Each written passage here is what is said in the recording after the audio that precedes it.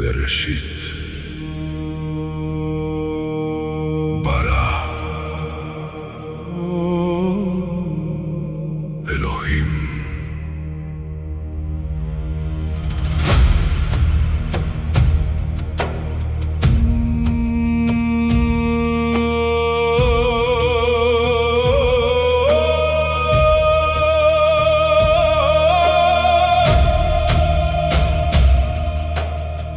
Antes del reloj del universo, antes del aliento del hombre, antes del fuego de las estrellas, la eternidad ya respiraba. No existía historia, no existía memoria, no existía lenguaje humano, solo Elohim. solo Elohim.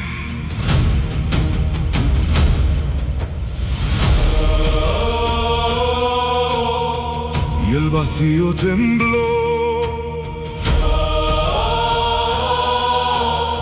y el caos se escuchó, porque la voz eterna habló. Bereshit bara Elohim. El principio nació de tu voz, Bereshit bara Elohim. los cielos responden a tu autoridad. Toda la creación proclama: no hay otro como Yahweh.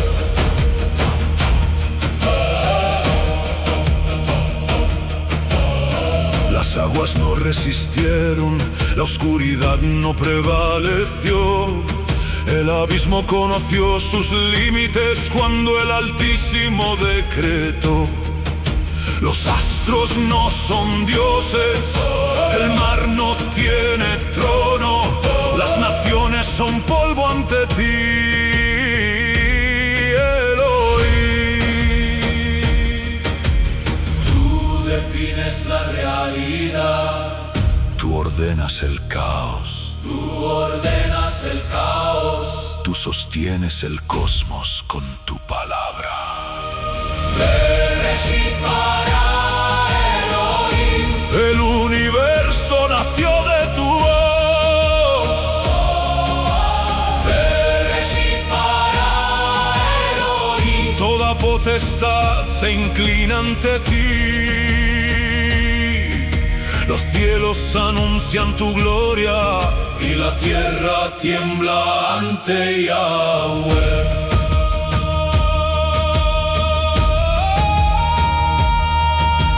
¿Quién como tú entre los Elohim? ¿Quién como tú entre los poderes? Rey eterno, altísimo, soberano sobre toda creación. Yahweh, Elohim, sobre todos los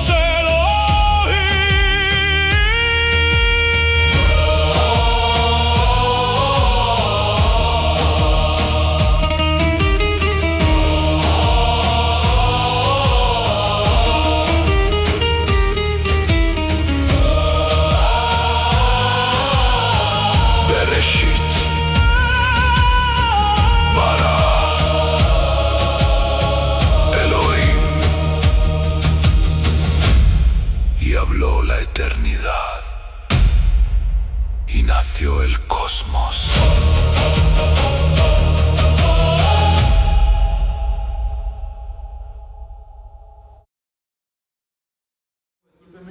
Desde que comenzamos nuestra serie, ¿verdad? Hemos hablado acerca de que Dios, ¿verdad? El libro de Génesis no trata de probarnos la existencia de Dios. Génesis la da por sentado. Hemos aprendido que ese Dios del que habla la Biblia es un Dios autoexistente y es un Dios eterno. Quiere decir que Él no depende de nada ni de nadie. Su existencia no se la debe a padre ni madre ni absolutamente nadie. Él es un Dios eterno, no tiene principio de días, no tiene fin de días. Y hemos visto que ese Dios que es autoexistente y eterno creó el cosmos por el poder soberano de su palabra. Amén. hemos aprendido que el nombre de este Elohim que aparece en Génesis capítulo 1 es Yahweh. Ese es el nombre con el que Él se dio a conocer al pueblo de Israel. Hemos dicho también que Yahweh no forma parte del cosmos. Él no es parte de la creación, por el contrario, Él es el creador de ella y Él es Señor sobre ella. Él no forma parte del cosmos. ¿Qué quiere decir esto, hermanos?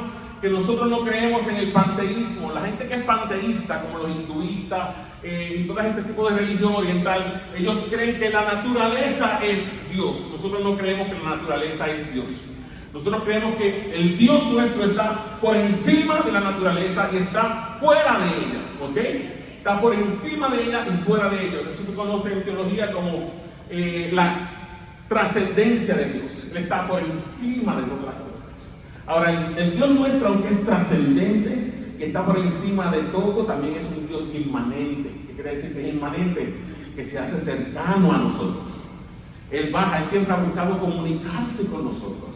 Hay personas que dicen que es imposible que nosotros podamos escuchar la voz de Dios y entender la voz de Dios, porque Dios es un ser tan elevado que Él no puede bajarse a nuestro nivel para comunicarse con nosotros. Imagínense eso. Hay gente que cree eso, pero el Dios nuestro, Él se baja al nivel de nosotros para comunicarse con nosotros. Y prueba de esto es, mi hermano, que hemos hablado de que el libro de Génesis fue escrito ¿para quién? Para los israelitas antiguos, ¿verdad que sí?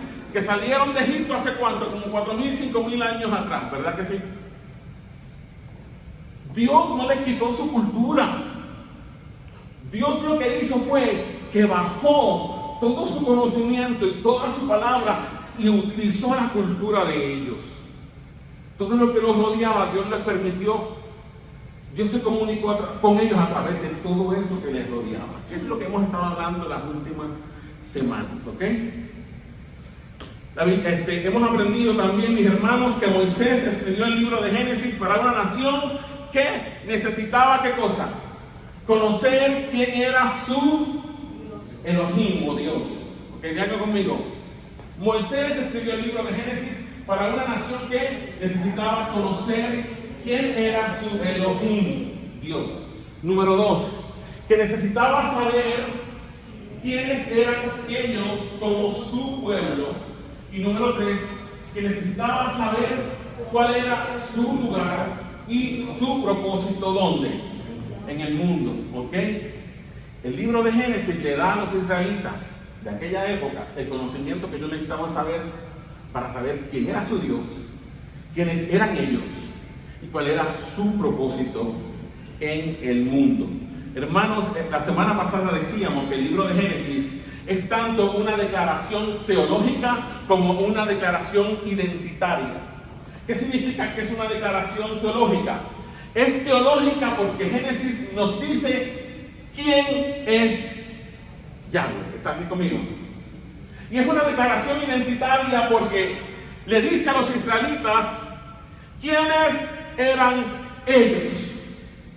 ¿Okay? Por eso es que del capítulo 12 de Génesis en adelante, toda la historia bíblica se concentra en Abraham y su familia. ¿Ok?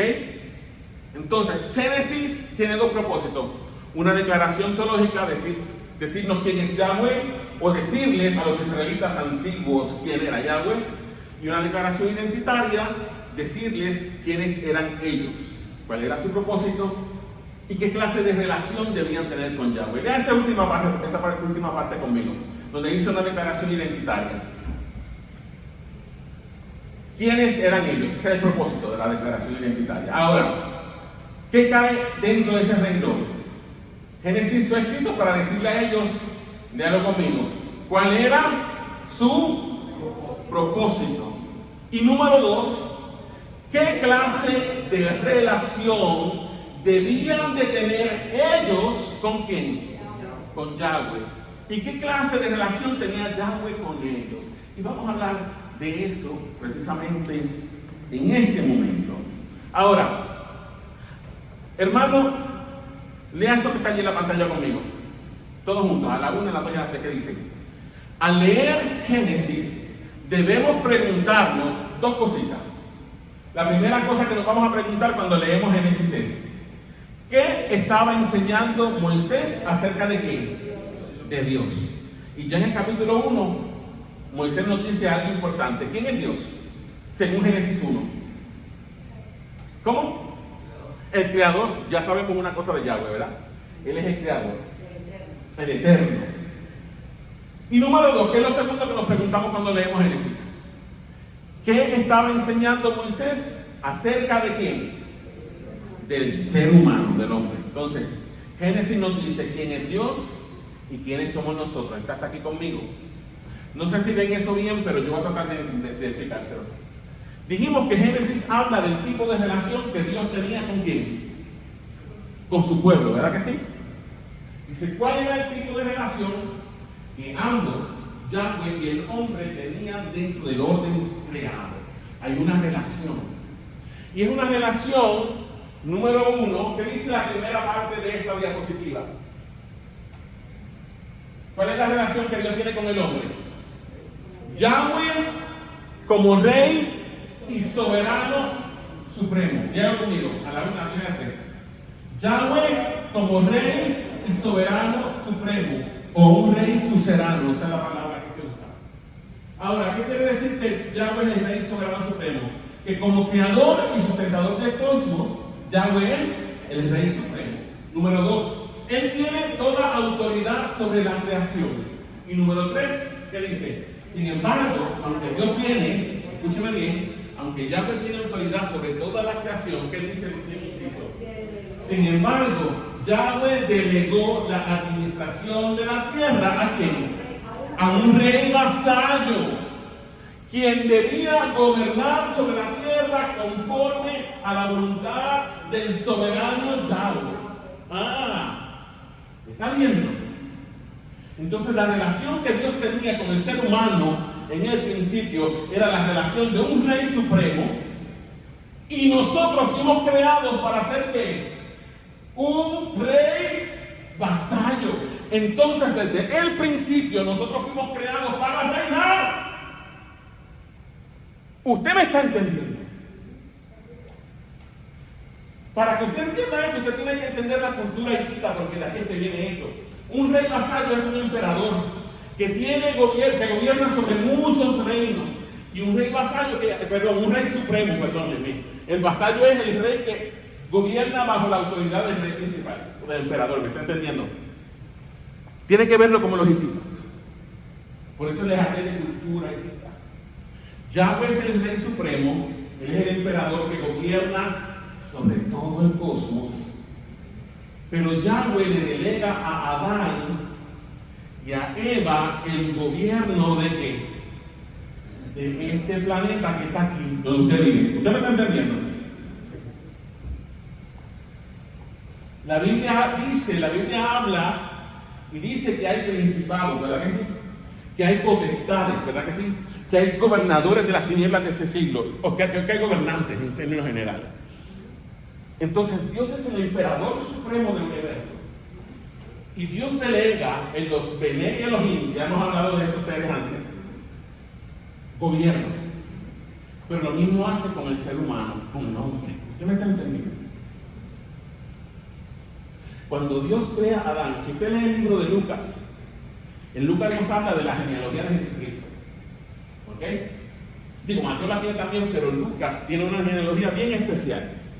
La de Mateo traza el linaje de Cristo hasta Abraham, porque Mateo lo que quería probar era que Jesús era el Mesías de los judíos.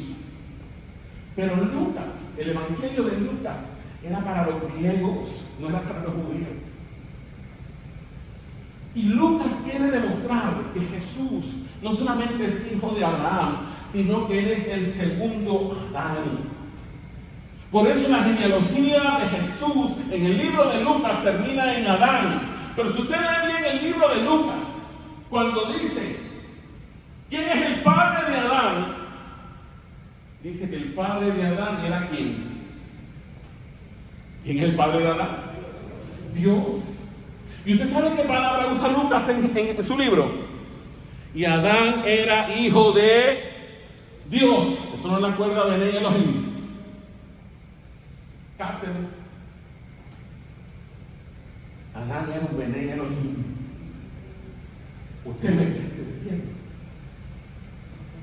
Por eso tenía la autoridad de gobernar, porque solamente gobierna el rey y sus ¿qué?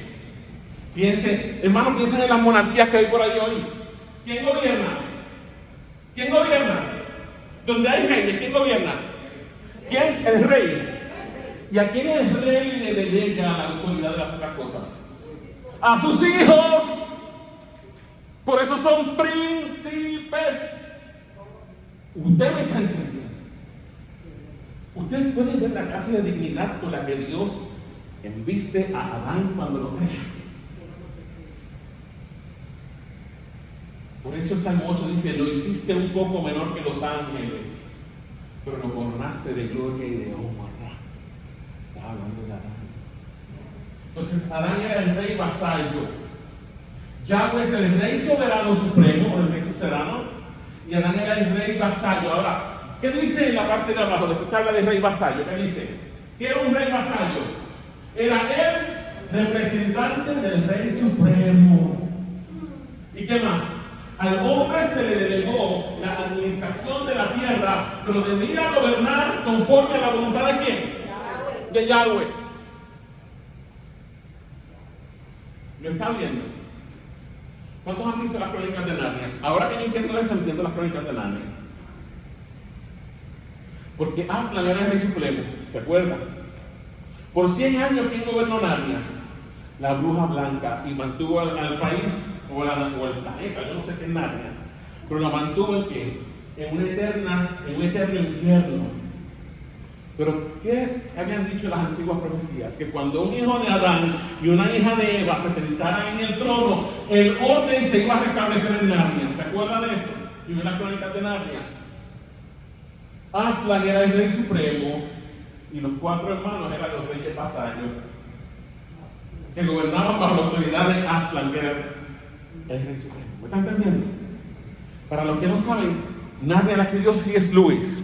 Y C.S. Lewis era cristiano, era un teólogo y sabía todo esto.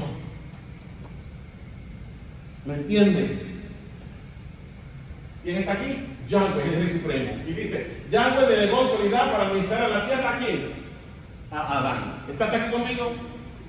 ¿Entendieron ese concepto? ¿O se me perdieron en el espacio? Si se perdieron en el espacio, párenme, a mí no me molesta parar. Si tengo que dedicarle 3 o 4 semanas a esto para que lo entendamos, lo dedico, a mí no me molesta. Al contrario, lo que quiero es que lo vean. Quiero que se me llene de emoción, ¿ok? Usted se me emocione. Porque lo que perdimos en el Edén, hermano, fue eso. Lo que perdimos en el Edén fue precisamente lo que fuimos llamados a gobernar. ¿Usted me está entendiendo? ¿Está aquí conmigo? Vamos entonces a hablar de Elohim. La tercera palabra que aparece en Génesis 1:1, ¿cuál es en el hebreo? La tercera palabra que aparece, Bereshit, Bara, Elohim. Es la tercera palabra que aparece en la Biblia hebrea.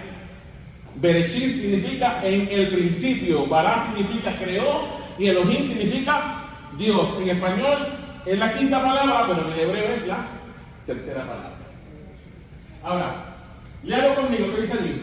La palabra Elohim fue traducida al castellano como Dios con D minúscula o como Dios con D mayúscula. ¿Está aquí conmigo? Ahora, ¿qué tenemos que entender del nombre de Dios?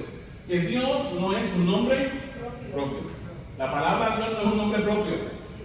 Es un sustantivo que se usa ¿para qué? El número 1, para designar a quién? Al Dios Rey o Ser Supremo, que es quién. ¿Quién es el Dios con D mayúscula? El Dios nuestro, ¿verdad? El que nosotros adoramos, los cristianos y los judíos también. Ahora, cuando se usa Dios con D minúscula, ¿de quién se está hablando? De las deidades de las otras naciones, ¿ok? Pero es la misma palabra, ¿me está entendiendo? Es el mismo sustantivo. Lo único que en español, porque nosotros tenemos una herencia cristiana, se le ha asignado una D mayúscula para referirse al Dios Todopoderoso, que es el nuestro, el Ser Supremo, y una D minúscula para referirse a los dioses de las demás naciones. Pero es la misma palabra, es un sustantivo, no es un nombre propio. ¿Me está entendiendo? Lo mismo pasa en el hebreo. En el hebreo la palabra que se usa para Dios, para dioses, ¿es cuál? Elohim. Están dormidos hoy, los tengo dormidos. Dice, el pastor, el día de los padres, dando una clase. ¿Tú sabes qué es, hermano? No me preocupa. No me preocupa. Yo creo que después lo va a entender. Elohim, ¿cuál es la palabra? Elohim. En Elohim, con la palabra Elohim pasa exactamente lo mismo que con la palabra Dios. Elohim no es un nombre propio. Elohim es un sustantivo. Un sustantivo que se usa, léalo. Pues yo no sé por qué me estoy rompiendo la cabeza si yo le hice esto. Léalo conmigo. A la 1, a la 2, a la 3, ¿qué dice? Elohim no es un nombre propio. Elohim, ¿qué hace? Describe una categoría de seres. ¿Qué más describe? El estatus de estos seres. No nos habla de atributos. ¿Ok? El problema es que hemos relacionado la palabra Dios y hemos pensado que Dios es un nombre propio y la hemos casado con los atributos de nuestro Dios, Yahweh. Omnipotencia, omnipresencia, omnisciencia. Y la palabra Dios o la palabra Elohim no está hablando de atributos, es un sustantivo para referirse a una categoría de seres. ¿Usted me está entendiendo? No habla de atributos. ¿Qué dice el 1, 2, 3, 4, el quinto punto? ¿Qué dice? Léalo conmigo. No es el nombre propio de Yahweh. No es el nombre propio de Yahweh. Elohim, dígalo conmigo. Elohim no es el nombre propio de Yahweh. No es el nombre propio de Yahweh. ¿Qué dice el último bullet? Dice, se usa para describir seres cuya esfera de existencia pertenece a ¿dónde? Al mundo espiritual o el mundo invisible. ¿Ok? ¿Lo está viendo conmigo? La palabra Elohim no nos habla de nombre, no es un nombre propio, no es el nombre propio de Yahweh, nos habla de una categoría de seres. ¿Qué tipo de seres? Los que habitan el mundo. ¿El mundo qué? El mundo espiritual o el mundo invisible. ¿Está aquí conmigo? No, están como hoy apagados, hermano.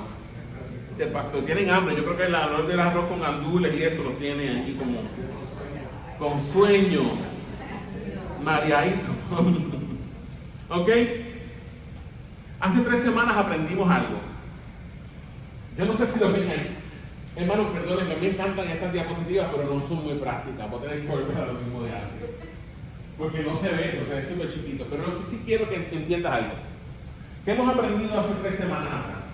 Que Yahweh es un... Ok, esto sí, léalo conmigo. Yahweh es un Elohim. Porque su lugar habitual de residencia, ¿cuál es? El mundo invisible. Okay. Yahweh sí es un Elohim porque es un ser que habita ¿dónde? En el mundo invisible, en el mundo espiritual. Pero Yahweh no es el único Elohim. ¿Me están entendiendo? No, todos son invisibles. Todos son invisibles. Lea conmigo. Yahweh, lea conmigo. Yahweh es un Elohim. Pero, diga pero, no es el único Elohim. Sin embargo, diga conmigo, sin embargo, entre los Elohim, ninguno es como Yahweh. ¿Ah? Ajá, esa es buena pregunta. Me gusta que está activa.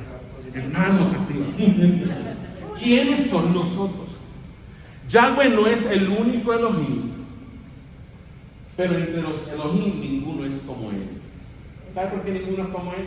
Porque el único autoexistente es Él. El único eterno es Él. Porque Él es el creador de todos los demás. El que no tiene principio de día ni fin de día es Yahweh. Todos los demás seres, aunque sean ángeles, no son eternos, mis hermanos.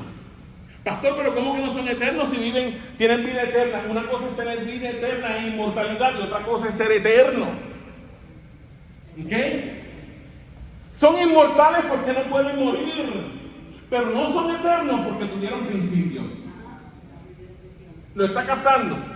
Para tú ser eterno no puedes tener principio ni fin. Y eso nosotros no lo podemos entender en esta mente finita, porque nosotros solamente conocemos ¿qué? Lo temporero. Porque nosotros tenemos principio, porque nosotros tenemos fecha de caducidad. Pero tenemos un alma inmortal que trasciende esta vida. El alma es inmortal, trasciende la vida. Pero no somos eternos. La eternidad no es innata nuestra, ni siquiera era innata de Adán. La vida eterna, la vida inmortal de Adán dependía de mantenerse conectado a la fuente de vida. ¿Y quién es la fuente de vida? Yahweh era su fuente de vida. Pero ¿qué pasó cuando Adán peca? Esa fuente de vida se corta. E inmediatamente, muere espiritualmente. No se murió físicamente rápido, pero murió espiritualmente porque se cortó de la fuente de vida. La muerte física es la consecuencia secundaria de la muerte espiritual primero. ¿Usted me está entendiendo? Diga conmigo, la primera muerte es la muerte espiritual. La muerte física es la consecuencia de la muerte espiritual. Por lo tanto, la muerte física es parte de la primera muerte. Ya me quiero saltar, ¿ves? Yo no puedo hacer esto porque es que me pongo que quiero saltar. Si no puedo decir esto. ¿Cuántos han leído Apocalipsis? Dice, en Apocalipsis dice, bienaventurado y santo todo el que tiene parte en la primera resurrección. Porque el que tuvo parte en la primera resurrección, la muerte segunda no tiene parte en él.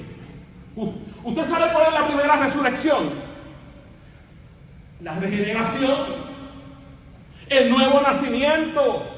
Esa es la primera resurrección. Cuando Dios nos salva, Dios tiene que resucitar nuestro espíritu que está muerto. ¿Usted me está entendiendo? Nos reconecta con la fuente de vida. Esa es la primera resurrección. Y aunque muramos físicamente, Jesús dijo que el que cree en mí, aunque esté muerto, que vivirá.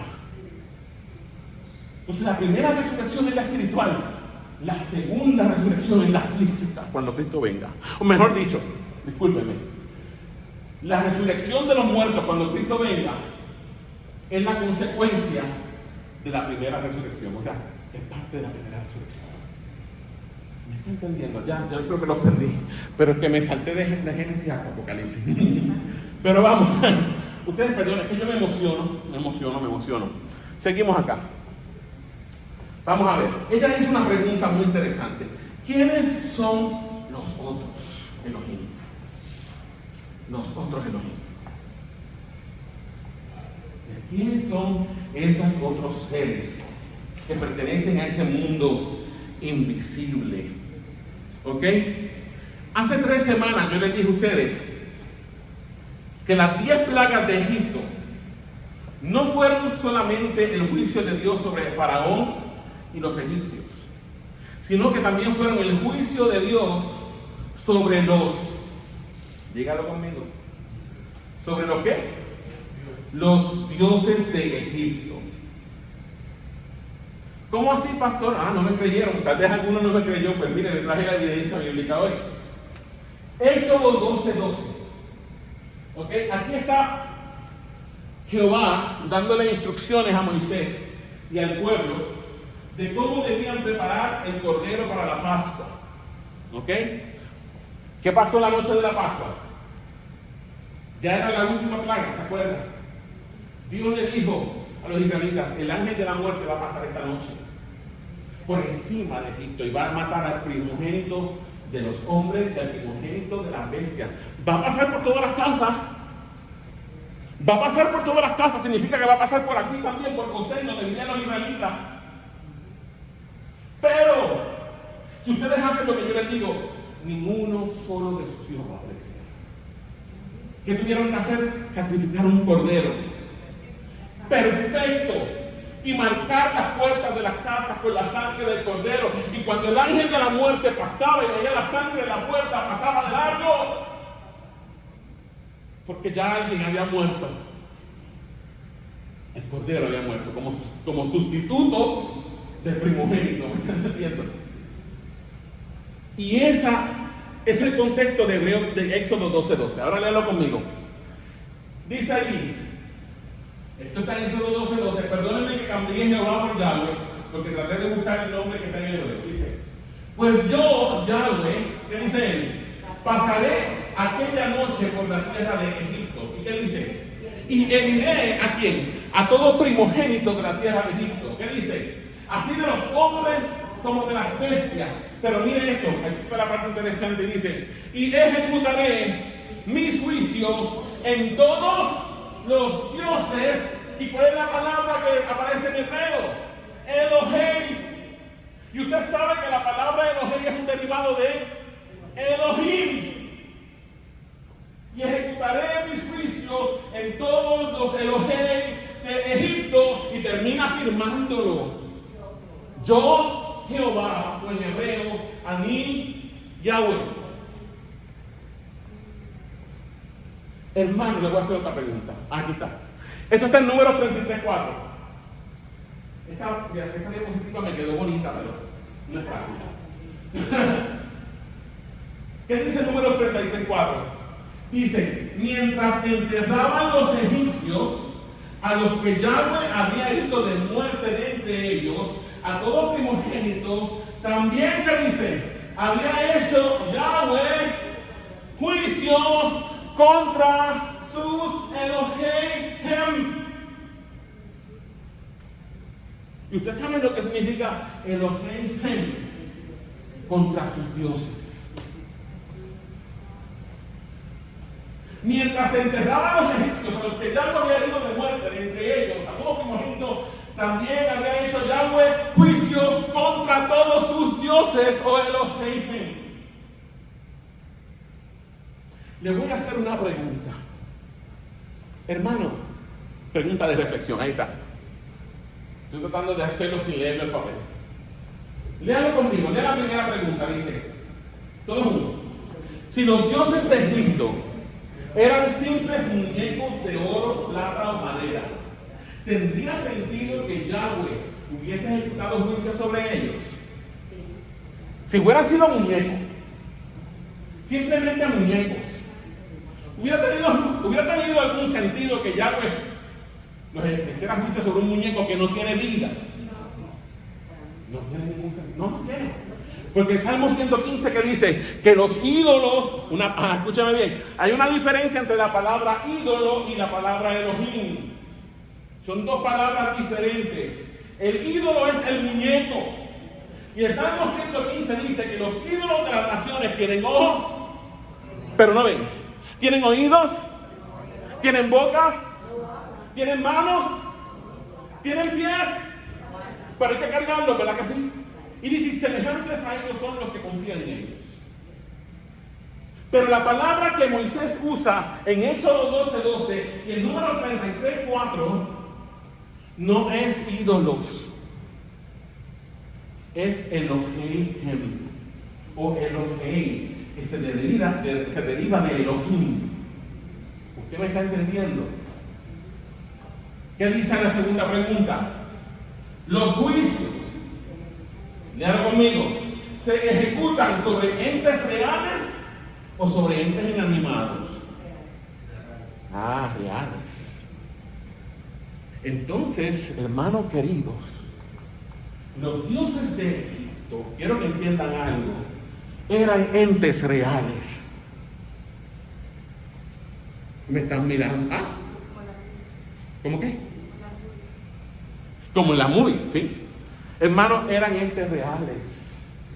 No eran muñecos de madera ni de oro. Eran seres espirituales. Pero no son Yahweh. ¿Usted me está entendiendo? Son seres espirituales que fueron creados por Yahweh. Y la semana pasada, que no hubo mucha gente aquí, leímos el Salmo 82. Y el Salmo 82 es tan revelador para entender eso, que de hecho se lo voy a mencionar ya mismo. Vamos a la próxima pregunta. Vamos a la próxima diapositiva, ¿qué dice? Léalo conmigo. Los dioses Elohim de Egipto, ¿qué dice?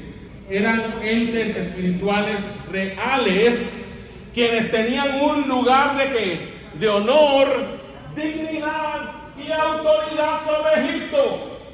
Otra cosa que les voy a decir, no eran demonios.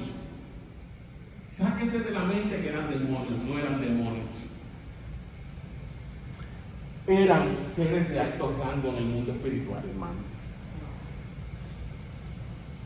Y la semana pasada aprendimos que esos seres a los que Dios le encargó el cuidado de las naciones de la tierra se rebelaron contra Dios. ¿Usted me está entendiendo? O sea que estos seres fueron seres que realmente Yahweh le designó el cuidado de Egipto, pero ellos se rebelaron contra Dios y en vez de llevar a Egipto a conocer al Dios verdadero, lo que hicieron fue atraer a la gente a ellos mismos. Yo no quiero que tú adores a Yahweh. Yo no quiero que tú adores al Dios verdadero. Adórame a mí. Yo soy Dios. Pero no eran dioses. Usted me está entendiendo. Pastor, ¿de dónde todos ustedes sacado de esto? Ya vamos a ver. La semana pasada les di un la. La semana pasada me salté 11 capítulos de Génesis y les expliqué. Así que si quieren saber más, yo no les voy a decir nada. Hay un video en YouTube, así que no se lo voy a buscar. Léalo y véalo, porque por algo yo les mando los videos, hermano. No para que vean lo lindo que es el pastor, porque el pastor ahora está más flaco. Pero la cámara me aumenta como 15 libras. O sea que a mí no me gusta que me vean en cámara. Pero yo no le mando esto para que usted me vea a mí. Yo le mando esto para que usted en su casa repase y entienda. ¿Usted me entiende? Así que no le voy a decir. ¿Quiere saber? Vea el video de la semana pasada. Amén. Vamos acá. Y siempre como quiera, aquí voy. ¿Qué vimos la semana pasada en el Salmo 82? Vamos a abrir nuestra Biblia, vamos allá. Salmo 82. No quería, pero que ustedes saben que yo no me aguanto ni el agua, dice Rudy. Ni el agua me lo aguanto.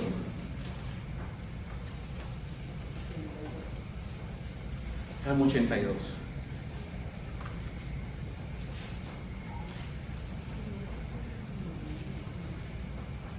No voy a entrar en detalle porque eso yo la semana pasada lo dije, pero ¿qué dice el Salmo 82, versículo 1? Léelo en voz alta, Marta, que dice, vamos a leer todos juntos, a la 1, a la 2 y a la 3. ¿Lo tienen todos? Dice así, todos juntos, a la 1, a la 2 y a la 3, que dice, Dios está en la reunión de los dioses, en medio de los dioses juzga. Y en hebreo dice, Elohim está en la reunión de los Elohim y en medio de los Elohim juzga. Y usted dice, pero ven acaso, no tiene ningún sentido. Sí tiene. Lo que pasa es que usted no es hebreo ni yo tampoco. El primer Elohim que aparece en el Salmo 82 es singular. ¿Por qué sabemos que es singular? Porque el verbo que le acompaña es singular. Acuérdese que Elohim sirve tanto para plural como singular. Lo que usted ¿cómo se va a determinar si el uso de Elohim en el hebreo es plural o singular? Por el verbo que acompaña al sustantivo. Clase de gramática, ¿ok? La gramática es la misma cosa en todos los idiomas. Elohim, esto se está como apagando. Elohim está en la reunión de los Elohim. El primero es singular, el segundo es plural. Y dice, en medio de los Elohim juzga. Entonces, ¿qué vemos en el Salmo 82, versículo 1? Léalo conmigo, la 1, la 2 y la 3, que dice, ¿qué vemos en el Salmo 82, 1? Que Yahweh preside una asamblea donde se encuentran presentes otros Elohim para pronunciar sentencia sobre ellos. Me miran con sorpresa, eso quiere decir que no miraron el video que les mandé la semana pasada. Así que mira, estoy mirando. Watching, I'm watching. Lo estoy buscando. Mentira. ¿Y qué pasa en los versículos del 2 al 4? Vamos a leer los versículos 2 al 4. ¿Qué dice el versículo 2? Esta es la pregunta que Yahweh, el Elohim que preside la asamblea, le hace a estos Elohim. Que dice, ¿hasta cuándo juzgaréis injustamente y aceptaréis las personas de los impíos? Entonces, ¿por qué? ¿De qué están siendo acusados en el Salmo 82? Esos Elohim, de haber juzgado injustamente y de haber favorecido ¿a quién? A los impíos. Vamos a ver qué dice el versículo 3. ¿Qué dice? Dice, defender al débil y al huérfano, hacer justicia al afligido y menesteroso, librar al afligido y al necesitado, librarlo de manos de los impíos. ¿Qué pasaba entonces? Dice, no solamente juzgaban injustamente, no solamente favorecían a los impíos, sino que ¿qué más hicieron? No protegieron a quién, al débil y al huérfano.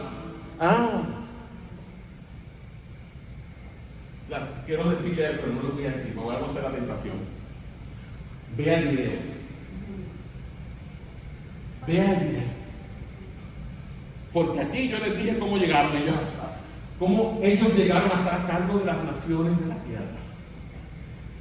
Y Dios los dejó para que ellos vigilaran a las naciones, para que las juzgaran con justicia. No protegieron al débil y al huérfano. ¿Qué más lo hicieron? No defendieron a los pobres ni a los oprimidos. Hermano, está en el Salmo 82, no lo estoy inventando. Y por esa razón Yahweh está en medio de la asamblea para juzgarlo. ¿Y qué dice el último bullet? ¿Qué hicieron estos seres? No solamente juzgaron injustamente, no solamente favorecieron a los impíos, no solamente no protegieron al débil y al huérfano, no solamente no defendieron a los pobres y oprimidos, sino que hicieron ¿qué más? Abusaron de la autoridad que les fue confiada. ¿Quién se las confió? Yahweh. Porque Yahweh es el rey supremo. ¿Y ellos eran qué? ¿Reyes qué? Vasallos. ¿Me está entendiendo? Es como si Asaf, sus ojos hubieran sido abiertos y pudo entrar a esa asamblea y ver lo que estaba pasando. Está hasta aquí conmigo, iglesia.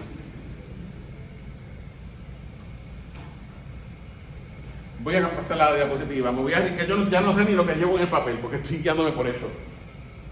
Ahora, ¿qué nos confirma el Salmo 82? Número 1, ¿qué cosa? Léalo sin miedo. Que Yahweh es superior a quién? A todos los Elohim con E minúscula. Que todos los Elohim están ¿qué? Subordinados a Yahweh. Y número 3, que todos los Elohim están sujetos ¿a qué? Al juicio de Yahweh. ¿Usted me está entendiendo? ¿Eso está claro en el Salmo 82? Lo que pasa es que no lo hemos visto así. Pero está allí. Y para usted entender el Salmo 82 de esta manera, tiene que quitarse los lentes occidentales y mirar como un israelita antiguo veía el mundo. Porque para ellos los dioses de las naciones no eran objetos inanimados, eran seres reales. Hermano, la gente antigua, yo quiero que entienda algo, te voy a adelantar algo. En el antiguo cercano oriente, las culturas paganas hacían un ritual con los ídolos. Hermano, ellos no eran estúpidos. Quiero que entienda esto. Esta gente no era estúpida. Ellos sabían que un ídolo era un muñeco. Ellos sabían que el ídolo no se movía, que el ídolo no hablaba, que el ídolo no tenía poder en sí mismo. ¿Usted sabe lo que ellos hacían? Había un ritual que ellos hacían que se llamaba la apertura de boca. Ellos consagraban ese ídolo y lo sometían a un ritual que se llamaba apertura de boca. ¿Usted sabe lo que pasaba en la apertura de boca? ¿Para qué era? Para que el ente espiritual asociado al ídolo viniera a ser morada, ¿dónde? Dentro del muñeco. ¿Usted me está entendiendo? Por eso era que si se le rompía un ídolo, hacían otro. Porque ellos lo que se querían asegurar era de que el ente espiritual asociado al muñeco estuviera con ellos. Usted ve lo oculto que había en las religiones paganas. Eso no le suena a ocultismo. Entonces, hermano, yo quiero que entienda esto. Los dioses de las demás naciones eran enemigos de Yahweh. Usted me está entendiendo. Pero no eran seres de mentira. Eran seres de verdad. Y se lo he probado por la Biblia, porque las palabras que Moisés usado eran Elohim. Si fueran muñecos, hubiera usado la palabra Pesilim, que es una estatua. O Elilim, que es una manera despectiva de hablar de dioses falsos, de ídolos. Pero usó Elohim, Elohei y Eloheihem. Entes reales. ¿Usted me está entendiendo hasta aquí? No me están entendiendo hasta aquí. Pero ahí vamos. Y se está pasando por ese proceso. Le voy a decir algo. Si en este momento usted está pasando por un proceso en que usted siente que tiene la mente volándole a millón, que el pastor está diciendo disparate, ¿sabe qué? Me alegro que le esté pasando, porque ese es el proceso que usted necesita pasar para usted aprender. ¿Usted me entiende? Si usted no pasa por un conflicto interno, usted no aprende. Y yo no estoy aquí para hacérsela suave. Yo estoy aquí para complicársela. ¿Usted me está entendiendo? Porque todo este proceso también me pasó a mí. Eso se llama disonancia cognitiva, se llama en psicología. Cuando te confrontas a una verdad que no esperabas. Porque has vivido todo el tiempo en una burbuja. Y cuando alguien te explota la burbuja, entras en disonancia cognitiva. Y lo primero que uno hace es que cae en negación. Lo segundo que uno hace es decir, el pastor está enseñando falsas doctrinas y herejías de la iglesia. Se llama disonancia cognitiva. Hermano, todo lo que yo diga, filtrado por la escritura. Es lo único que le puedo decir. ¿Ok? Si se lo estoy probando por la escritura, entonces usted tiene todo el derecho de leer la escritura, porque para eso que los protestantes tenemos Biblia. Usted sabe una cosa. Una cosa es libre examen de la escritura, otra cosa es libertad de interpretación. Los protestantes no creemos en libertad de interpretación. Escuchen. No es que es mi Biblia y yo la interpreto como me da la gana. Eso no es. Es libre examen, es otra cosa. Libre examen es que yo tengo el derecho de acercarme a la escritura y corroborar por la escritura que lo que se me está enseñando es lo correcto. Libre examen. Pero libre interpretación no. Por eso Dios dejó maestros en la iglesia. Por eso la iglesia por 2000 años ha desarrollado su teología. Por eso hay credos y confesiones. ¿Por qué salieron los credos y confesiones? Porque se levantaban falsos maestros dentro de la iglesia, se combatía la doctrina, y para proteger a la iglesia de futuros eventos, se establecía la doctrina de manera escrita. Y era una protección. Yo quiero que usted entienda algo. La Biblia es el camino que nosotros seguimos. ¿Usted me está entendiendo? Pero si usted no tiene la protección de muros alrededor, usted se va a desviar del camino bien fácil. ¿Usted me está entendiendo? Por eso Dios ha permitido que la iglesia tenga credos y confesiones, porque los credos y las confesiones son muros que están a los lados del camino para que usted no se desvíe. ¿Usted me está entendiendo? Eso le pasó a los testigos de Jehová. Por querer desechar los credos y las confesiones, terminaron negando que Cristo es Dios. ¿Usted me está entendiendo? Que es doctrina esencial. Le pasó a los pentecostales municiparios. Por negar los credos y las confesiones, terminaron afirmando una herejía que fue derrotada en el siglo IV, que es el modalismo, que dice que el Padre, el Hijo y el Espíritu Santo son exactamente la misma persona. Eso no es la doctrina de la Trinidad. El Padre es una persona, el Hijo es una persona y el Espíritu Santo es otra persona. Los tres son tres personas que comparten la misma esencia y la misma naturaleza. Eso no es lo mismo que decir que son la misma persona. Lo mismo pasa con esto. Todo pasa por la escritura. Pero para entender el Génesis, usted tiene que pensar como israelita antiguo. Si usted no piensa como un israelita antiguo, no lo va a entender. Lo va a ver con los ojos del occidente, con los ojos que tenemos nosotros ahora. Y la Biblia, el Génesis no fue escrito para nosotros. Ni para usted, ni para mí, ni fue escrita en nuestro contexto cultural. Fue escrita para los israelitas antiguos. Si se fue escrita para ellos, tenemos que entonces verlo a través de los ojos de ellos, para que entonces podamos aplicarlo ¿A dónde? Al siglo XXI. ¿Usted me está entendiendo? Yo sé que estoy hablando cosas un poquito enredadas, pero ustedes saben que yo no soy fácil. Nunca he sido fácil. Porque quiero romperle la cabeza. Ok, ¿qué nos confirma el Salmo 82? Que Yahweh es superior a todos los Elohim, que todos los Elohim están subordinados a Él y que todos los Elohim están sujetos al juicio de Yahweh. Que hemos dicho ya que Elohim no es un nombre propio, que es una categoría utilizada en diversos contextos bíblicos para referirse a seres cuya esfera de existencia pertenece al mundo espiritual e invisible. Esto incluye, léalo conmigo, ¿qué seres viven en el mundo espiritual e invisible? Yahweh. ¿Quién más? Principados. ¿Quién más? Potestades. ¿Qué más? Seres angelicales, buenos o malos. Todos caen en la categoría de los niños. Pero hay algo sorprendente que está en 1 Samuel, capítulo 28, del 3 al 20. ¿Quién más cae en la categoría de los niños? Porque viven en el mundo espiritual. Los espíritus humanos desencarnados. Y antes de que usted me diga, no, lo que se le apareció a la divina de Endor, al rey Saúl, allí fue un demonio, no llegue a conclusiones todavía. Vamos a leer el texto de nuevo. ¿Ok? Vamos a leer el texto de nuevo y vamos a dejar que sea el texto quien nos hable. ¿Me está entendiendo? Vamos a 1 Samuel, capítulo ¿qué? Ya perdí la noción después del tiempo. Capítulo 28, del 3 al 20.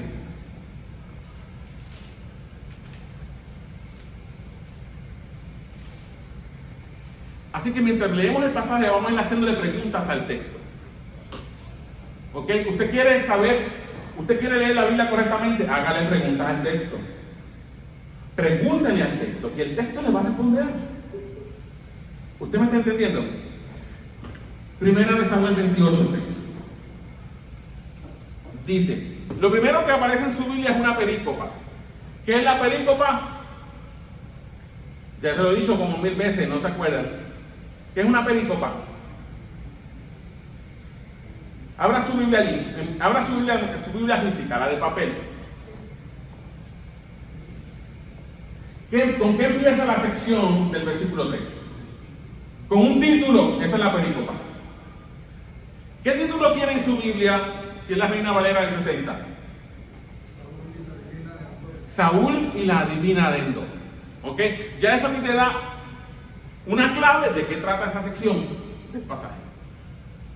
Ahora, no piense que el libro cuando fue escrito con esos títulos. No tenía, ok, era un solo texto. Pasa que para nosotros a poder aprovechar mejor la Biblia, pues los traductores han hecho esos títulos y esas secciones y los versículos y los capítulos para que usted pueda encontrar. Saúl y la divina de Endor. ¿Qué pasó en el versículo 3? Vamos a hacerle pregunta al texto. La 1, la 2 y la 3. ¿Qué dice? Ya Samuel había muerto y todo Israel lo había lamentado y le habían, ¿qué cosa? Sepultado en Ramá, su ciudad. ¿Quién era Samuel? El profeta. ¿Y qué le pasó a Samuel? Hermano, se murió. Ya se murió de viejo. Ya lo habían enterrado y ya el pueblo lo había llorado en Ramá, su ciudad. Dice, y Saúl había arrojado de la tierra ¿a quién? A los encantadores y adivinos. O sea, Saúl, como parte de su labor real, expulsó de la tierra a los espiritistas. ¿Ok? Y a los encantadores. Hermanos, el espiritismo es pecado. Meterse en cosas ocultas es peligroso. No se meta en cosas ocultas. Deje de estar leyendo el tarot. ¿Ok? Deje de estar buscando que le lean la mano por ahí.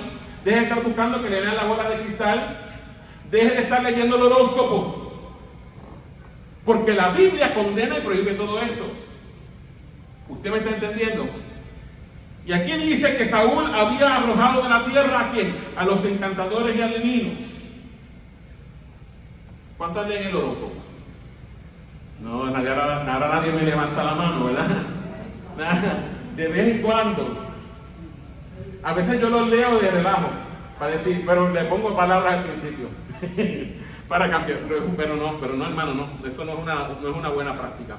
Dice, y Saúl había arrojado de la tierra a los encantadores y adivinos. ¿Qué había pasado? Samuel se había muerto y ya Saúl había expulsado de la tierra a los espiritistas. Versículo 4. Se juntaron pues los filisteos y vinieron y acamparon en Sunem. Y Saúl juntó a todo Israel y acamparon ¿dónde? En Gilboa. O sea que, ¿qué estaba pasando? Había un conflicto entre los filisteos y los israelitas. Versículo 5. Y cuando vio Saúl el campamento de los filisteos, ¿qué le pasó? Tuvo miedo y se turbó su corazón en gran manera. ¿Y qué hizo en el versículo 6? Y consultó ¿a quién? Saúl a Jehová. ¿Pero qué pasó? Pero Jehová no le respondió, ni por sueños, ni por Urim. ¿Sabes lo que era el Urim? El sumo sacerdote en su pectoral tenía unas hombreras, creo que eran de piedra de ónix. Una se llamaba Urim y la otra el Tumim. Y cuando la gente quería consultar a Jehová, iban donde el sacerdote y lo consultaban a través del Urim y Tumim. Me imagino que era como un tipo de echar suerte, como tirar unos dados. ¿Usted me entiende? Y lo que salía, pues eso era la respuesta de Dios. Pero Dios no le respondió ni por sueño, ni por Urim, ni por quién más, ni por profetas. Entonces Saúl dijo a sus criados en el versículo 7, como Dios no le respondía, ¿qué hizo el sinvergüenza de Saúl? Dijo, buscadme una mujer que tenga, ¿qué cosa? Espíritu de adivinación, para que yo vaya a ella y por medio de ella pregunte. Usted ve lo lejos que se apartó el corazón de Saúl de Dios. Ya no confiaba en Dios, ya Dios no le respondía. Dijo, pues entonces si Dios no me responde, voy a buscar al diablo, para que el diablo me responda. Hay gente así, hermano. Yo tengo un amigo que era, pues cuando se apartó, ¿usted sabe con qué empezó a meterse? En espiritismo. Porque decía, como Dios no me va a cuidar, ahora me voy a buscar a que el diablo me cuide. Mira qué pantalones. Eso es lo que demostró que nunca conocía a Cristo. Pero hay gente así. Esto estaba haciendo Saúl. Buscamos una mujer que tenga espíritu de adivinación para que yo vaya a ella y por medio de ella pregunte. Y sus criados le respondieron, he aquí hay una mujer en Endor que tiene espíritu de adivinación. Versículo 8, ¿qué pasó? Y se disfrazó Saúl y se puso otros vestidos y se fue con 2 hombres y vinieron a aquella mujer de noche y él dijo, yo te ruego que me adivines por el espíritu de adivinación y me hagas subir a quien yo te dijere. Versículo 9. Y la mujer le dijo, la mujer no era tonta, dice, he aquí tú sabes lo que Saúl ha hecho, cómo ha cortado de la tierra a los evocadores y a los adivinos. ¿Por qué pues pones tropiezo a mi vida para hacerme morir? Ella no reconoció que ese era Saúl, porque Saúl se disfrazó. Pero Saúl sí sabía que él era Saúl. Por eso en el versículo 10 dice, entonces Saúl le juró por Jehová diciendo, ¿qué cosa? Vive Jehová, que ningún mal te vendrá por esto. La mujer entonces dijo, ¿a quién te haré venir? ¿Y qué dice el versículo? Y él respondió, vamos a leerlo todos juntos sin miedo, ¿qué dice? Hazme venir a Samuel. Estaba consultando a una espiritista para que hiciera subir a Samuel. ¿Usted puede creer eso? Versículo 12. Pero mire esto, aquí es que yo quiero que usted mire el texto, porque el texto es claro y específico. ¿Qué dice el versículo 12? Todos juntos, dice, y viendo la mujer, ¿a quién? A Samuel. No dice a un demonio disfrazado de Samuel. Dice que ella vio ¿a quién? A Samuel. Y cuando vio a Samuel, ¿qué le pasó? Clamó en alta voz. Hermano, esa mujer se asustó cuando vio a Samuel. Si hubiera sido un ente espiritual de lo que ella estaba acostumbrada a bregar con ellos, ella no se hubiera asustado porque ella estaba familiarizada con esos espíritus. ¿Usted me está entendiendo? Pero cuando evoca a Samuel, quien se le aparece es ¿quién? Samuel de verdad. Ahora no vamos a entrar en detalle de por qué Dios permitió eso. Dios es soberano. Usted me está entendiendo. ¿Tiene Dios control sobre los espiritistas? Tiene Dios control sobre los espiritistas. ¿Tiene Dios control de lo que pasa en el mundo espiritual? Dios tiene control de lo que pasa en el mundo espiritual.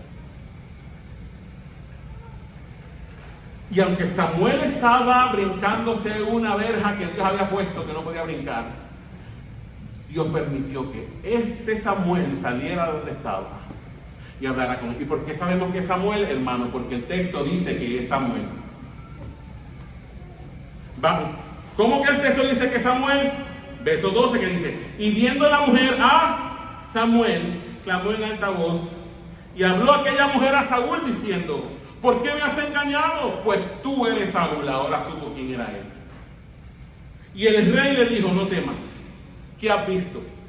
Y la mujer respondió a Saúl. ¿Qué le dijo ella? Léalo del texto, hermano, léalo en el versículo 13. Yo no me lo estoy inventando. ¿Qué dice? ¿Qué le dijo la mujer? He visto, ¿qué cosa? Dioses que suben de la tierra. ¿Y cuál es la palabra dioses en hebreo? Elohim. ¿Qué viste? Le dice Saúl. Y ella: he visto Elohim que salen de la tierra. Versículo 14. Él le dijo: ¿cuál es su forma? Y ella respondió: un hombre anciano viene cubierto de un manto. Saúl, ¿qué dice? Léalo conmigo. Saúl entonces entendió que era Samuel, subraya esa. ¿Y qué pasó? Y humillando el rostro a tierra, ¿qué hizo? Hizo gran reverencia. Pero ahora quiere confirmarme que es Samuel y no es un demonio haciéndose pasar por Samuel. ¿Qué dice el versículo 15? Léalo conmigo. Ven y pónmelo. Primera de Samuel 28:15. No parece, dale, no te preocupes. Primera de Samuel 28:15 dice: y Samuel dijo a Saúl. Y Samuel dijo a Saúl. ¿Quién habló? Según el texto, estamos haciendo una lectura del texto directamente, no estamos haciendo inferencias. ¿Ok? No estamos haciendo inferencias. Estamos leyendo el texto tal como está y estamos dejando que el texto sea el que nos hable. Y en el versículo 15 dice: y Samuel dijo a Saúl: ¿por qué me has inquietado haciéndome venir? Y Saúl respondió: estoy muy angustiado, pues los filisteos pelean contra mí y Dios se ha apartado de mí y no me responde más, ni por medio de profetas ni por sueños. Por esto te he llamado, para que me declares lo que tengo que hacer. Versículo 16, ¿qué dice? Márquelo de nuevo, ¿qué dice? Entonces, ¿quién? Samuel dijo. ¿Quién habló? Samuel. ¿Y para qué me preguntas a mí si Jehová se ha apartado de ti y es tu enemigo? Versículo 17. Jehová te ha hecho como dijo, por medio de mí. Hermano, eso está claro en el texto. ¿Quién está hablando? Samuel. Jehová te ha hecho como dijo por medio de mí, pues Jehová ha quitado el reino de tu mano y lo ha dado a tu compañero David. Como tú no obedeciste la voz de Jehová, ni cumpliste el ardor de su ira contra Amalek, por eso Jehová te ha hecho esto hoy. Y Jehová entregará a Israel también contigo en manos de los filisteos, y mañana estaréis conmigo, tú y tus hijos. Y Jehová entregará también al ejército de Israel en manos de los filisteos. Entonces Saúl cayó en tierra con grande ira y tuvo gran temor por las palabras de Samuel, y estaba sin fuerzas porque en todo aquel día y aquella noche no había comido pan. Y usted sabe lo que le pasó a a Saúl exactamente el día siguiente. A él y a sus hijos murieron. Hermano, el texto aquí no está inventando ni diciendo otra cosa. Se fue la imagen, Benji, pásamela acá. No sé, no puedo verla. Ajá. ¿Qué dice el texto? Vamos a la pregunta. Pregunta número 1. ¿Qué vio la mujer? ¿Qué vio la mujer? Dioses que suben de la tierra. Dijo ella. Dios Elohim. Acuérdense, Elohim, sustantivo. Cuando dice dioses, no es que sean dioses de verdad necesariamente. Acuérdense, Elohim es una categoría que habla de qué? De seres que habitan el mundo invisible. ¿Ok? vio dioses que salen de la tierra. ¿Qué palabra utiliza para describirlo? Elohim. ¿A quién identificó Saúl cuando la mujer vio al ser que vino? A Samuel. ¿Y cómo sigue llamando el narrador a ese personaje? El que escribió el libro de Samuel, ¿cómo lo sigue llamando? Samuel. ¿Usted me está entendiendo? Cosas de la Biblia que la gente no se atreve a tocar. Pero como decía Michael Heiser, si es extraño, es importante. Usted me está entendiendo, y es importante, porque nos abre el mundo espiritual. Lo que primera de Samuel 28, del 3 al 20, escúchame bien, porque ahora no quiero que salga de aquí pensando, el pastor dijo que podemos consultar al espiritista, por eso le fui bien claro, Dios no libre que vaya a un espiritista o un agorero. Dios no libre que consulte al tarot o a las estrellas o a lo que sea. Así que lea bien esta advertencia que tiene aquí. Lo que primera de Samuel 28, del 3 al 20, no pretende enseñarnos es que el propósito de este pasaje no es enseñarnos cómo contactar a los muertos. Ese no es el propósito de primera de Samuel 28. ¿Me está entendiendo? Primera de Samuel 28 no nos está enseñando cómo contactar a los muertos. Eso fue una excepción a la regla. ¿Usted me está entendiendo? Que Dios en su soberanía permitió que Samuel saliera del lugar de los muertos y se presentara allí y le hablara por última vez a Saúl. Fue un acto de la soberana voluntad de Dios. Pero no es algo que Dios permite ni avala. ¿Me está entendiendo? Fue una excepción a la regla. ¿Qué nos está enseñando primera de Samuel 28? A satisfacer nuestra curiosidad acerca del estado intermedio entre la muerte y la resurrección. Eso tampoco es el propósito de primera de Samuel 28. Número 3, ¿qué tampoco nos está enseñando? No nos está enseñando a promover la adivinación o otras prácticas ocultistas. Ese no es el propósito. El propósito es mucho más sencillo. Mostrar que la Biblia puede utilizar la palabra Elohim para referirse también a quién. A un espíritu humano que ya no habita ¿dónde? En el mundo físico. ¿Usted me está entendiendo? Cuando nosotros morimos, nuestro cuerpo vuelve al polvo, pero el espíritu vuelve a Dios que lo dio, dice la Escritura. O sea, el espíritu humano trasciende esta vida temporal. El espíritu humano es inmortal, no muere. ¿Ok? Y pasa o a la presencia de Dios o pasa a lugares de oscuridad, a esperar el juicio final. ¿Usted me está entendiendo?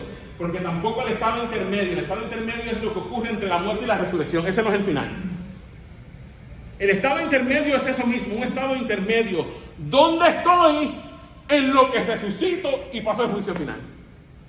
¿Usted me está entendiendo? Si soy creyente, voy a la presencia de Dios. Si soy inconverso, ¿a dónde voy? A prisiones de oscuridad, a esperar que mi juicio final, como le pasa a cualquier preso. Un preso está preso hasta que llegue el día del juicio, ¿cierto o falso? Y si el juez determina aplicarle pena de muerte, está preso hasta el día que lo ejecuta. ¿Usted me está entendiendo? Y eso es lo mismo. Ahora, ¿qué hemos aprendido hasta este punto? Y ya estoy terminando. Sobre el término Elohim, ¿qué hemos aprendido? Que es más amplio de lo que solemos pensar. Que la Biblia puede usarlo para Yahweh, si lo usa. Pero también puede usarlo para hablar de poderes espirituales. También puede usarlo para referirse a los dioses de las demás naciones. Y en el caso que leímos, puede usarlo para referirse a quién?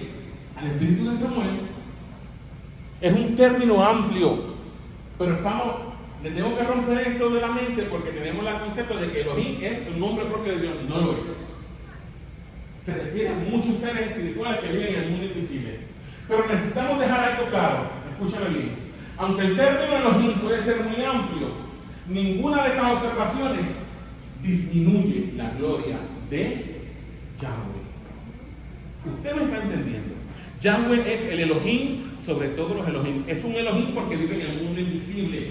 No es el único Elohim porque todos los seres que viven en el mundo invisible se les llama Elohim.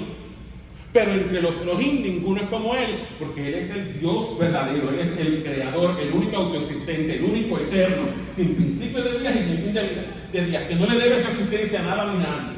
Todo existe porque Él es. ¿Usted me está entendiendo? Por el contrario, estas observaciones resaltan una verdad que Génesis quiere dejar clara desde el principio. ¿Y cuál es la verdad que Génesis quiere dejarnos clara desde el principio? Que hay muchos seres en el mundo visible e invisible. Muchos. Pero solo uno, léalo conmigo, creó los cielos y la tierra. Solo uno es eterno. ¿Usted lo está viendo conmigo? Solo uno gobierna sobre todos los demás. Y solo uno es el Elohim sobre todos los Elohim. Eso es lo que la Biblia quiere dejar claro. Lo que Génesis quiere dejar claro. Los dioses de las naciones son entes reales. Hermano, ¿no me cree? ¿Qué dice Efesios 6:12? Porque en el lenguaje del Nuevo Testamento es diferente, pero es el mismo concepto. El lenguaje del Nuevo Testamento, a estos seres que en el Antiguo Testamento se les llama Elohim, Pablo los llama principados, potestades, gobernadores de las tinieblas de este siglo y huestes espirituales de maldad en las regiones celestes, pero es el mismo dulce con otro palito. En hebreo son Elohim, pero en el Nuevo Testamento son los principados, potestades y gobernantes de las tinieblas de este siglo. ¿Usted me está entendiendo? Y Pablo dice que nuestra guerra como creyentes es contra ¿quiénes? Contra esos seres. Y si usted recuerda bien el libro de Daniel, la Biblia dice que el Dios de Dios, que Daniel estaba orando y estaba ayunando, y que desde el primer día que Daniel dispuso su corazón para buscar el rostro de Jehová, del trono de Dios, Dios envió al ángel Gabriel. ¿Ok? Que significa mensajero. Envió un mensajero, el ángel Gabriel. Pero cuando Gabriel llega donde Daniel le dice, no, Daniel, si es que desde el primer día que tú oraste, Dios mandó la respuesta. Pero lo que pasa es que el príncipe de Persia se me opuso. Y si no es por Miguel, el príncipe de los ejércitos de Israel, yo no hubiera podido llegar donde ti. Qué cosa rara de qué está hablando. ¿Quién era el príncipe de Persia, hermano? ¿Quién era el príncipe de Persia? No, el príncipe de Persia era un ser de estos. Un ser espiritual que tenía gobierno sobre Persia. Y yo les dije la semana pasada que los gobiernos de la tierra están directamente influenciados por los poderes espirituales que dominan sobre las naciones. ¿Cierto o falso? Entonces, hay una conexión entre el mundo espiritual y el mundo físico, y se manifiesta en lo material. ¿Por qué ustedes creen que esta nación está como está? Y no solamente esta nación, todas las naciones. ¿Por qué ustedes creen que nuestros países viven bajo opresión? ¿Por qué nuestros gobernantes son injustos? Porque los príncipes que gobiernan sobre nuestras naciones, en términos espirituales, no son el Dios verdadero. Usted me está entendiendo. Y eso es lo que yo quiero que usted vea. Y eso la Biblia lo establece desde Génesis. Desde Génesis. Solo uno es el verdadero Elohim. El Elohim sobre todos los Elohim. Y ese es Yahweh. ¿Ok? Con esto concluyo, hermano. Voy a concluir con esto. Después de varias semanas estudiando estos textos, hemos descubierto algo que probablemente muchos de nosotros nunca habíamos considerado. Y es que la Biblia presenta un mundo espiritual mucho más amplio de lo que solemos imaginar. Existen potestades, principados, autoridades y poderes invisibles. Existen seres espirituales reales que la Biblia en el Antiguo Testamento los llama Elohim. Pero el propósito de Génesis nunca fue, escúchame bien iglesia, nunca fue despertar nuestra fascinación por estos seres. Yo no le estoy enseñando esto para que usted ahora le dé curiosidad y tenga fascinación por esto. Simplemente le estoy enseñando esto para que sus ojos sean abiertos y usted se dé cuenta que hay un mundo espiritual mucho más real que el que nosotros vivimos aquí y que gobierna sobre este mundo. Y aunque usted no lo crea, ese mundo espiritual influencia sobre su vida y sobre la vida de sus hijos. ¿Usted me está entendiendo? Por eso es que Pablo dice que nuestra lucha no es contra sangre ni carne, sino contra principados, potestades, gobernadores de las tinieblas de este siglo y contra huestes espirituales de maldad en las regiones celestes. Por eso tu lucha no es contra el ser humano, no es contra tus hijos, no es contra tu cónyuge, no es contra el gobierno, no es contra el presidente, no es contra ICE, es contra lo que se mueve. Pero como somos tan materialistas, nos enfocamos solamente en lo que vemos de frente y no nos damos cuenta que detrás hay un mundo espiritual. ¿Usted me está entendiendo?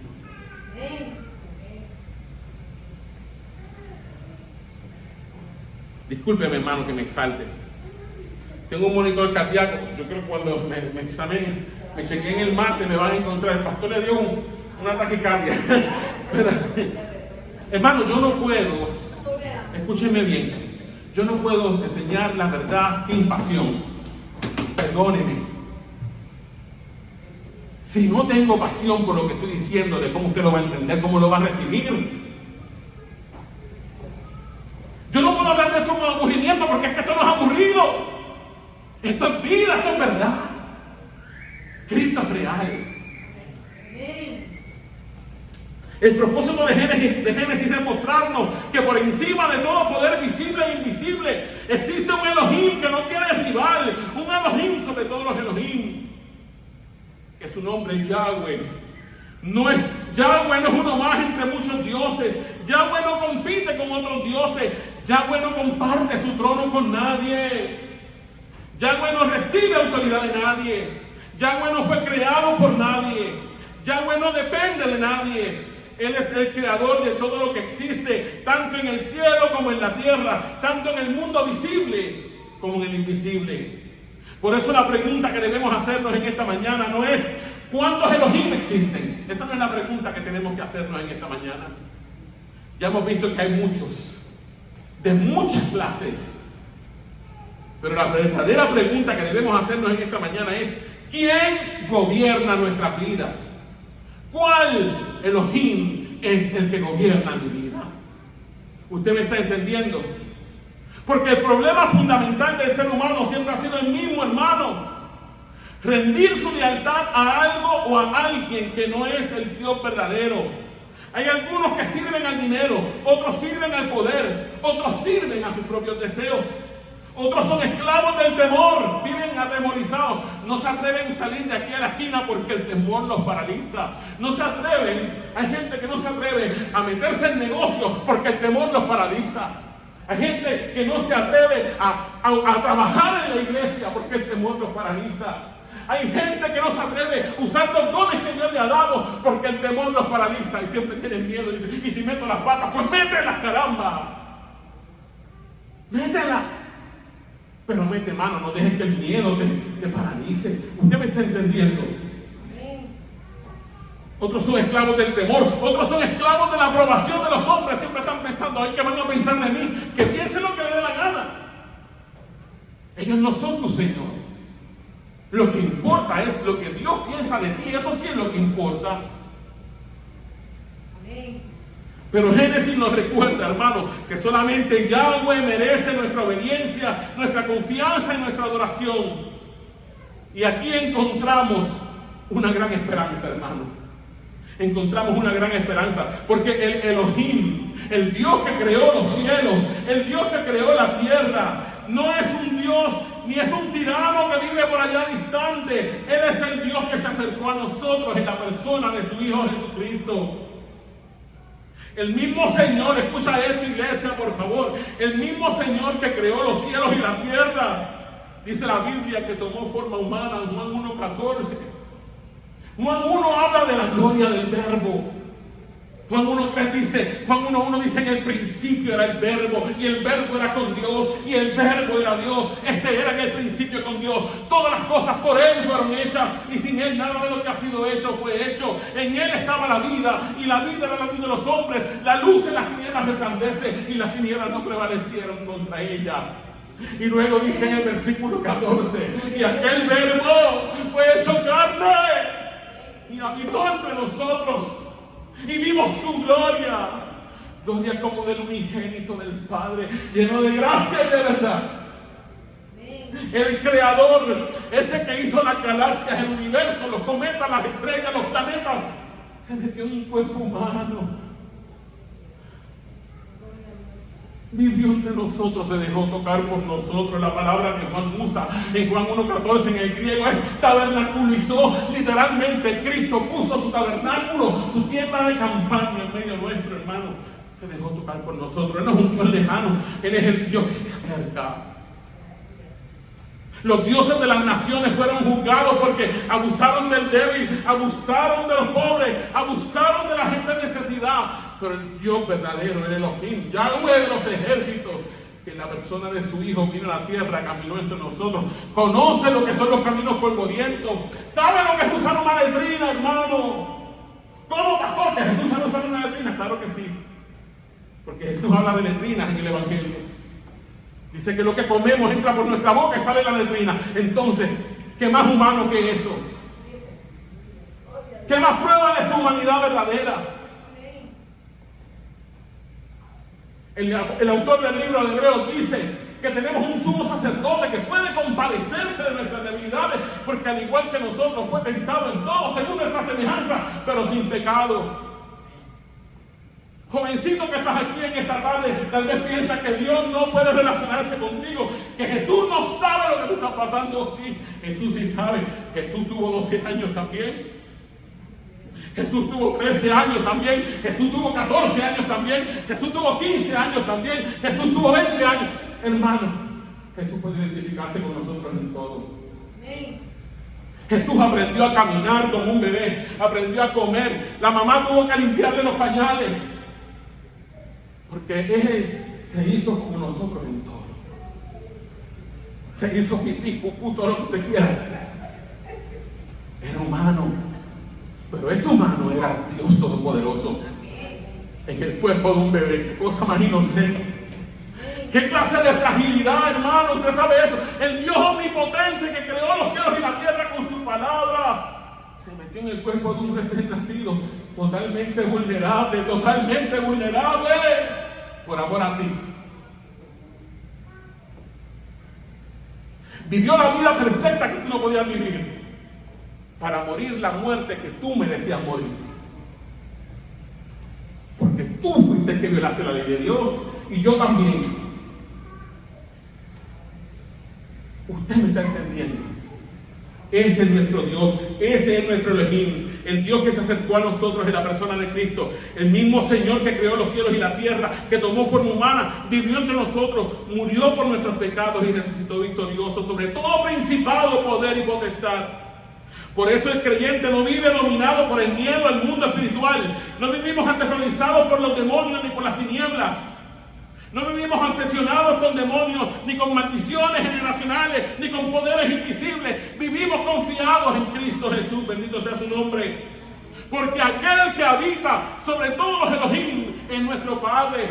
No es un Dios lejano, es nuestro Padre, que dice Pablo en Romanos 8. Dice que no hemos recibido el espíritu de esclavitud para estar otra vez en temor, sino que hemos recibido el espíritu de adopción. Bendito sea su nombre. Por el cual podemos clamar, Abba, Padre. Amén. No es un Dios lejano, es nuestro papá. Bendito sea su nombre. Quiere restaurarnos a la posición que sin vergüenza Adán perdió. Usted me está entendiendo. Amén. Nuestro primer padre, Adán, perdió todo. El segundo Adán, que es Cristo, ganó todo para nosotros. Aquel que gobierna sobre toda autoridad visible e invisible, nuestro Salvador. Y aquel que sostiene el universo con la palabra de su poder, es el mismo que prometió jamás abandonarnos. Dijo, no te dejaré, ni te desampararé. Por eso nuestra respuesta hoy, hermano, debe ser sencilla. No es obsesionarnos con los Elohim, ni obsesionarnos con que Samuel se le apareció a la bruja de Endor. No obsesionarnos si era un demonio o era Samuel. Eso es lo de menos. Lo que el Señor quiere que hoy tengamos una respuesta de adoración a Él, de adoración. Adorémosle, confiemos en Él, obedezcámosle y vivamos cada día bajo el señorío del único Elohim que está sobre todos los Elohim. Inclinemos nuestro rostro. Padre bendito y soberano, te damos gracias por tu palabra, Señor. Porque no hay Elohim como tú, ni en los cielos, ni en la tierra, ni debajo de la tierra. Tú eres el Señor soberano. Bendito sea tu nombre. Hermano, ahí con los ojos cerrados todo el mundo. Yo no sé si en esta mañana, yo sé que ha sido una palabra tal vez un poquito difícil, se me ha hecho un poquito difícil transmitirla también, porque sé que es algo nuevo para ustedes. Pero si dentro de todo esto el Espíritu Santo te habló en esta mañana de alguna manera, el Espíritu Santo de algún modo tocó tu corazón ahí donde estás, simplemente levántame tu mano para yo saber que Dios está trabajando contigo. Dios te bendiga, Dios te bendiga, Dios te bendiga, Dios te guarde, Dios te bendiga, Dios te bendiga, Señor, Dios te guarde. Padre, te damos gracias por tu palabra, te doy gracias por la iglesia. Señor, la iglesia responde a ti en esta mañana en adoración, Señor, reconociendo que no hay Dios como tú. Gracias, Señor. Tú eres nuestro amparo y nuestra fortaleza, no eres nuestro pronto auxilio en la tribulación. Aunque se trasladen los montes al corazón del mar, aunque la tierra tiemble, Señor, confiamos en ti. Tú eres nuestra torre fuerte. No hay Dios como tú, Señor. Sabemos que mientras vivamos en este mundo vamos a tener lucha, Señor, vamos a tener tribulaciones, diferentes cosas, pero sabemos que nuestra vida está segura y escondida con Cristo en Dios. Esa es nuestra esperanza. Esa es nuestra esperanza. No te dejaré ni te desampararé, dice el Señor. Oiga, el Señor está contigo y con tu familia. El Señor sabe que está pasando, que dentro de ti en este mismo momento hay una tormenta pasando por tu mente, por tu corazón, y que hay dolor en tu corazón. Pero el Señor quiere hoy recordarte que está contigo. El tesoro tiene de tu mano derecha. Quiere decir, quiere recordar tu cuerpo. Te ama. Te ama.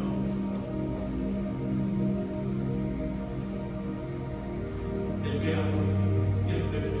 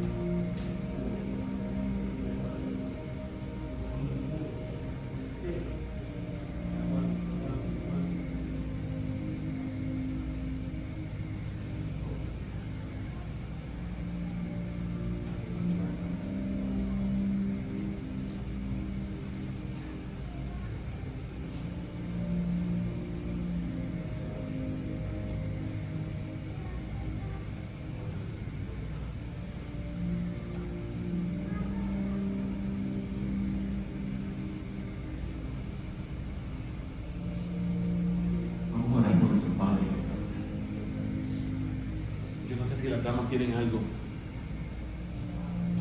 Pastor, la casa de oración, la casa de Albertín. Albertín. Este sábado. Este sábado a las 6. A las 6. Casa de oración este sábado a las 6 de la tarde en casa de la hermana Albertina. Hermana Ruti, venga por acá que la vi hace rato por ahí dando vuelta. No te estaba ignorando, pero las esposas de pastores siempre están por ahí haciendo. Eso es normal, ¿ok? No, ya no me lo hizo, ¿ok? No me lo hizo. Pero ya yo sé que cuando su presencia llega es que ya debe ir cortando.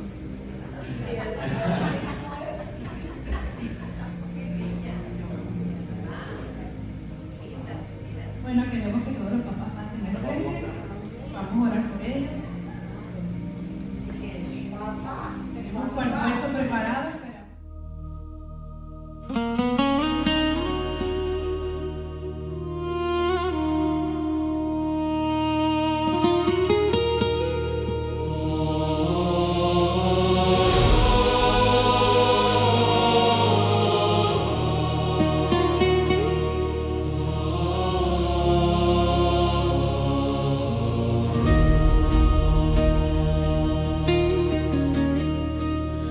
Antes del tiempo, antes del sol, antes del canto de la creación, no hubo consejo que te formara. quemara, no hubo poder que te levantara. Tú estabas allí, eterno Yahweh, sentado sobre la inmensidad. Y cuando hablaste al vacío profundo, todo el cosmos oyó tu voz. Los cielos tiemblan, la tierra canta, las aguas obedecen tu voluntad. ¿Quién como tú entre los Elim? ¿Quién como tú, oh Yahweh? Rey sobre tronos y potestades, santo por la eternidad.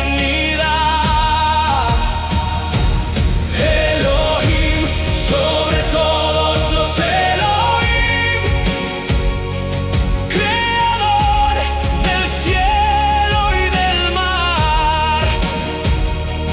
No hay poder visible o invisible que se compare a tu majestad. Egipto vio tu mano fuerte,